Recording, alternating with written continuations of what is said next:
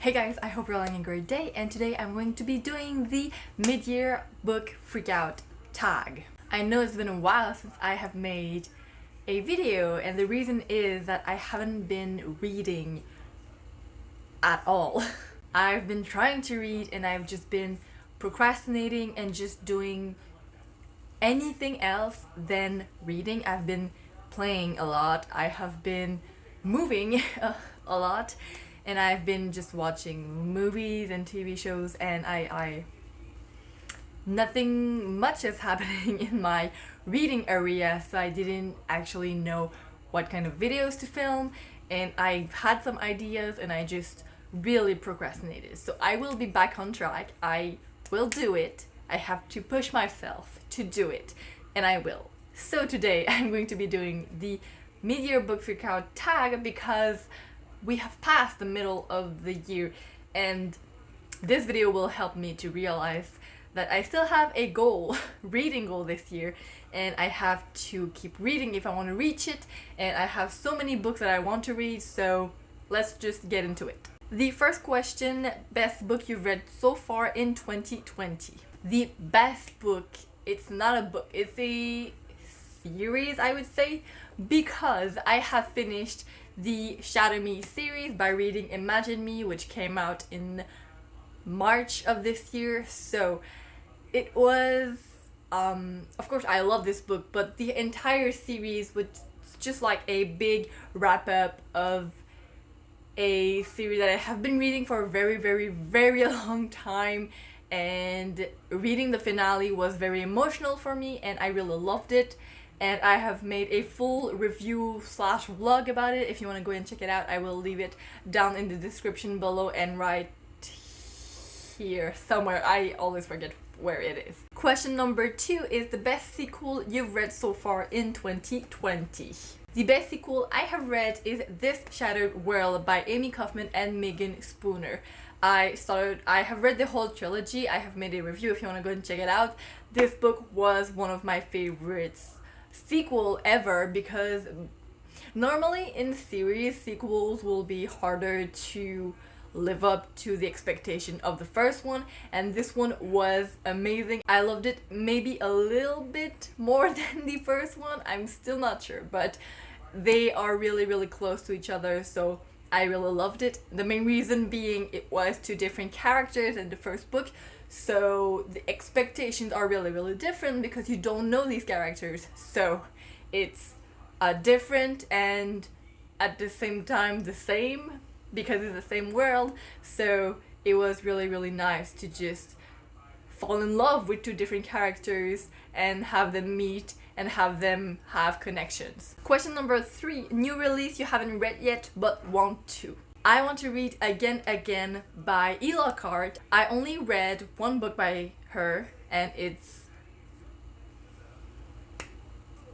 We Were Liars. God, I forgot that name. I absolutely loved this book, and she released Again in the beginning of July, so a few days ago I think, and I really want to read it. And yeah, I don't plan on actually buying books, but maybe I will be able to rent it somewhere.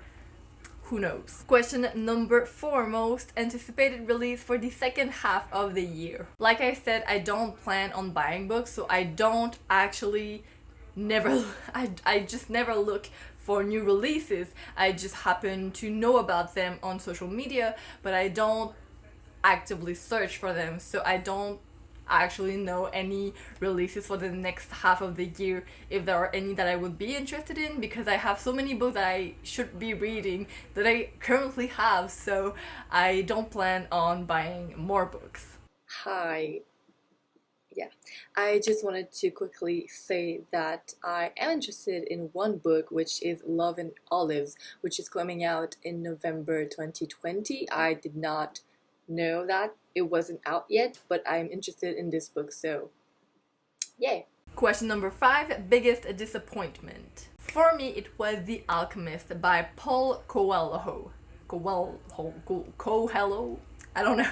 The main reason was the pace. The story was really interesting, but the way that it was written and the way that it was paced was really confusing. And I listened to this as an audiobook, so maybe it could be a reason why it's different. My own experience was different than reading the book, but there were some really huge gaps in the book, well, in this storyline, where you just move forward 10 years for just no reason, because apparently during those 10 years the character doesn't evolve at all. So that was really confusing for me, and to listen to it I felt like everything was rushed a little bit, even though I was listening to it at a normal speed rate. So I don't know. Question number 6, biggest surprise. For me, it was Eliza and Her Monsters by Francesca Zappia. I listened to this as an audiobook, and I just thought it was a nice, cute contemporary book about a girl who writes who writes graphic novels. And it was so much deeper than what I thought it would be. I thought it would be just fun and quirky, and it ended up being very, very deep for my personal experiences, because I could relate to her in very various levels. That's not a phrase. I could relate to her on many various levels of what she was going through, especially towards the end of the book. And I made a whole review about it. If you want to know more about what I'm talking about, I talk about it in my review video. Number 7, favorite new author, debut or new to you. For me, there are 2 authors actually. It is Megan Spooner and Amy Kaufman.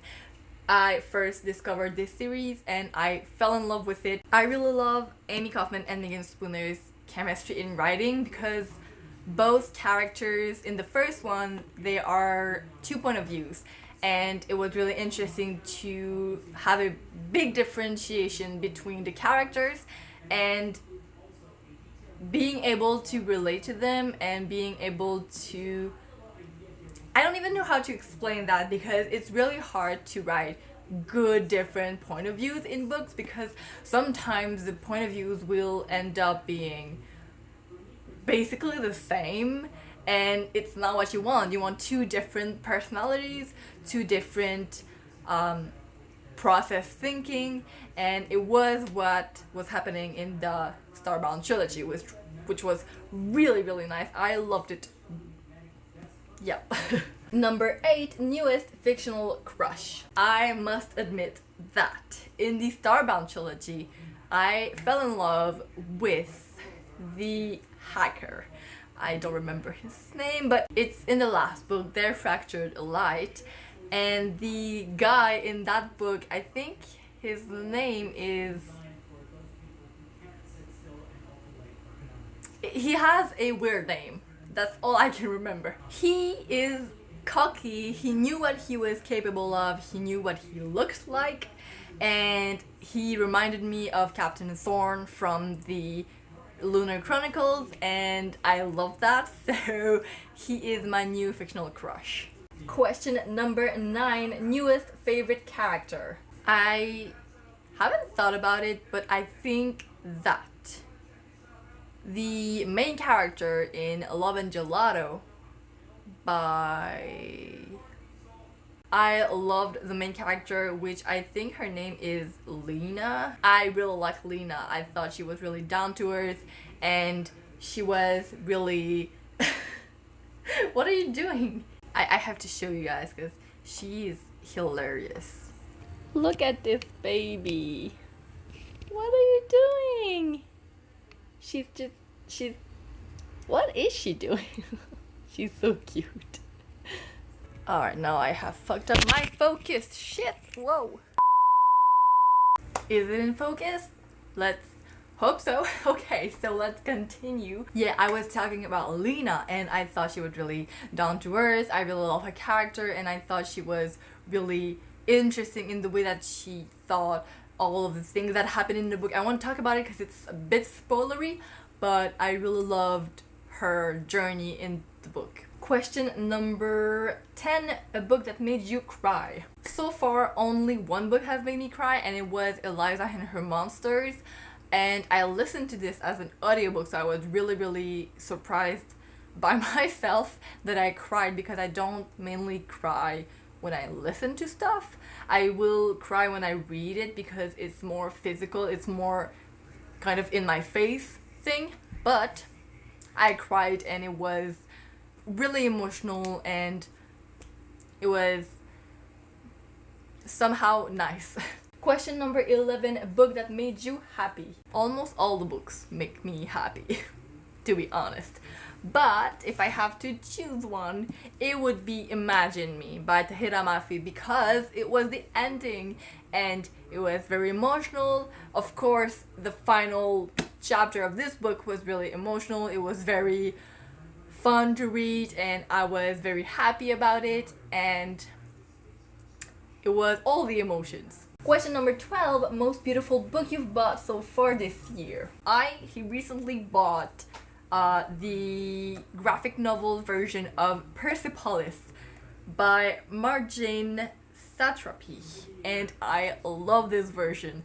I don't know why it is very different than most graphic novels. I think it's smaller and shorter than most graphic novel sizes, so I thought it was like kind of cute, and I really love the design on the page.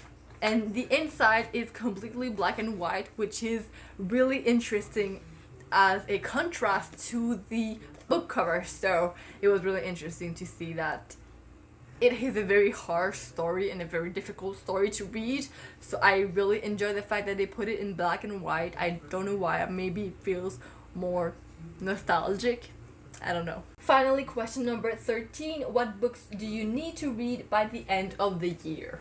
Well, I always say my entire TBR because I really have to read it someday, but I will narrow it down to 3 books. First of all, I really want to finish the Six of Crows duology. I said finished. Start and finish, because I haven't read any of the books and I really want to read it because I completely loved the Shadow and Bone trilogy and it's in the same world building, and I don't know what keeps me so long. I don't know why I don't read it. I really don't.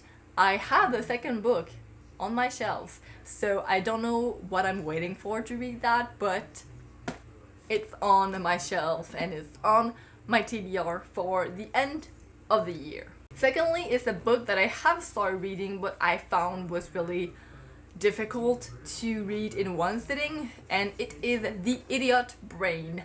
A neuroscientist explains what your head is up to by Dean Burnett. So this is a neuroscience book and I fell in love with neuroscience a year ago, and I really wanted to know more about the brain and how it works and why we act certain ways and why we do certain things without even realizing it, and after we do it we're like, why did I do that? I don't even know. So I really wanted to know more about the brain, and I wanted to know more about my own brain to understand it and be able to control it in a way as to not let it control me. This book, I really am enjoying it so far, but I've only read 20 pages and it's really dense because there is a lot of information, and since I don't know anything about it, it's really hard to just read it as a light book and just keep reading. I really want to cherish it and to really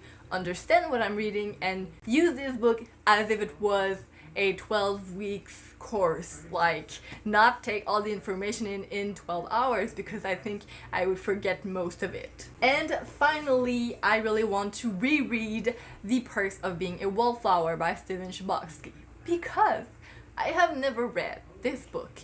I only listened to it as an audiobook like 5 years ago. It was a really long time and I fell in love with it. I absolutely love the movie. It can be controversial, but Logan Lerman's performance was I don't even know how to explain it, but it was phenomenal. I absolutely loved it. I don't remember every single part of the book, so that's one of the reasons also, because I don't remember all of it. So that was it, guys. I hope you enjoyed. Tell me down below, what books do you absolutely need to read this year? Maybe that could give me some recommendations of books that I absolutely should read. And yes, hopefully I will see you guys next week. Goodbye.